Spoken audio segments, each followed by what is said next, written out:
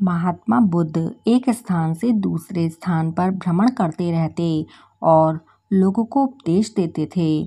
इसी यात्रा के दौरान एक बार महात्मा बुद्ध किसी गांव में पहुंचे। गांव के लोग उनके दर्शन करने और प्रवचन सुनने पहुंच रहे थे। कुछ ही दिनों में क्षेत्र के काफी लोग बुद्ध के उपदेश सुनने के लिए आने लगे। तभी एक दिन वहां एक महिला पहुंची। उसने बुद्ध से पूछा कि आप तो किसी राजकुमार की तरह दिखते हैं, आपने युवावस्था में ही संन्यास क्यों धारण कर लिया? बुद्ध ने कहा, मैं 3 प्रश्नों के हल ढूंढना चाहता हूँ, इसलिए मैंने संन्यास लिया है।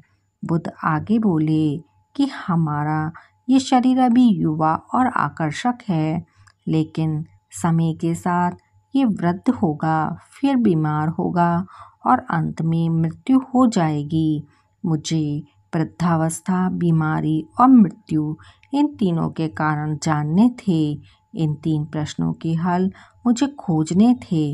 बुद्ध की ये बातें सुन महिला बहुत प्रभावित हो गई और उसने उन्हें भोजन के लिए अपने घर आमंत्रित किया।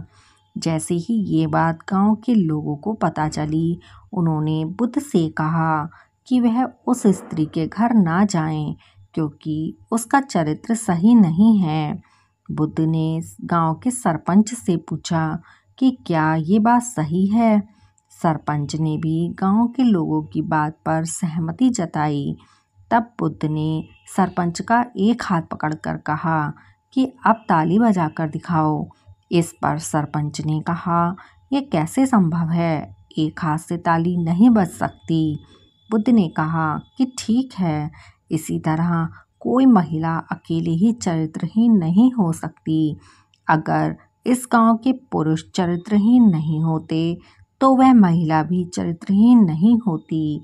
गांव के सभी पुरुष बुद्ध की ये बातें सुन शर्मिंदा हो गए। बुद्ध ने कहा, अगर हम अच्छा समाज बनाना चाहते हैं तो सबसे पहले हमें खुद को सुधारना ज़रूरी है। अगर हम सुधर जाएंगे तो समाज भी बदल जाएगा।